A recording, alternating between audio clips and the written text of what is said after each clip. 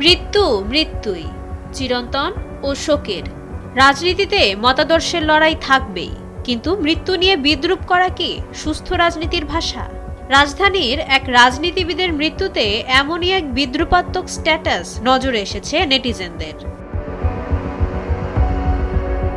বৃহস্পতিবার সকালে রাজধানীর হাজারীবাগের একটি ছাত্রী হোস্টেল থেকে উদ্ধার করা হয়েছে এনসিপি নেত্রী জান্নাত আরা রুমির মরদেহ। তিনি জাতীয় নাগরিক পার্টির ঢাকা মহানগর দক্ষিণের যুগ্ম সমন্বয়কারী ছিলেন।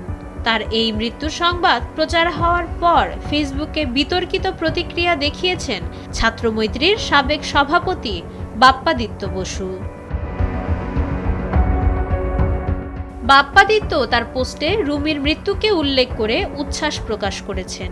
তিনি লিখেছেন, ওদের একটারও স্বাভাবিক মৃত্যু হবে না, ফোকাস থাকবে একটার ওপর, আর নন ফোকাসড এক একটা মরবে। তার মৃত্যুকে ধানমন্ডি ৩২ নম্বরে এক নারীর ওপর হামলার ঘটনার প্রতিশোধ হিসেবে ইঙ্গিত করেন তিনি। গেল নভেম্বরে ধানমন্ডি ৩২-এর সামনে জয় বাংলা স্লোগান দেওয়ায় এক নারীকে মারধরের ঘটনায় প্রথম আলোচনায় আসেন জান্নাত আরা। বিভিন্ন সংবাদ ও সামাজিক যোগাযোগ মাধ্যমে বিষয়টি উঠে এসেছিল।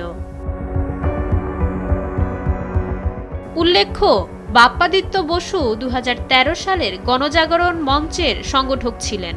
তিনি ২০২৪ সালের জানুয়ারিতে অর্থ আত্মসাৎ ও প্রতারণার মামলায় গ্রেপ্তার হওয়ার পর বর্তমানে জামিনে রয়েছেন। মাইশা মালিহা, সময়ের আলো।